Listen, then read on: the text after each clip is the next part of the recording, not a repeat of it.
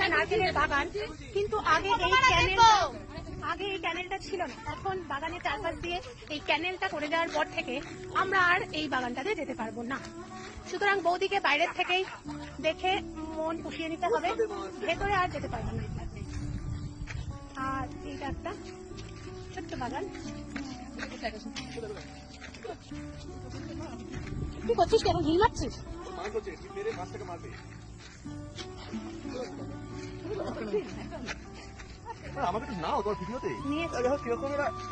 দেবানাথ style.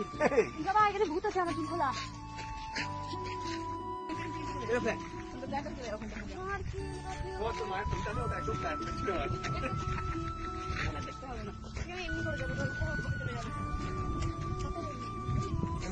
হ্যাঁ, আমার দাদা আসেনি। কি হয়েছে? কোথায়? এখন দাঁড়া, এটা যতক্ষণ মানে আরেকটা কিছু এখন চললো ডাক্তাররা লাস্টে দেখি, তারপর তার ব্যবস্থা করতে হতো একদম শেষের সপ্তাহে। প্রথম সপ্তাহে ডাক্তার বড্ড ঝামেলা হয়ে গেল। বসে থাকবে কি হয়েছে একটা ব্যাপার।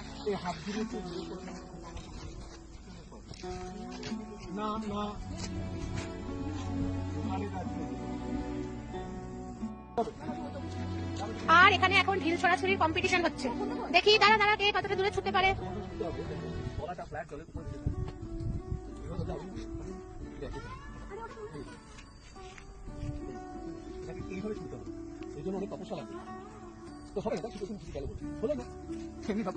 দেখি তুই পড়ে যাস না সোহাগ, তুই যদি পড়ে যাস মুশকিল আছে। এইটুকু।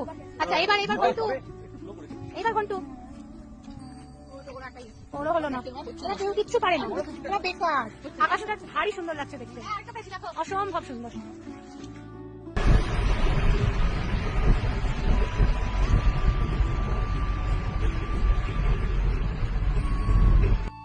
চলতে চলতে আমাদের পেয়ে গেছে চায়ের তেষ্টা।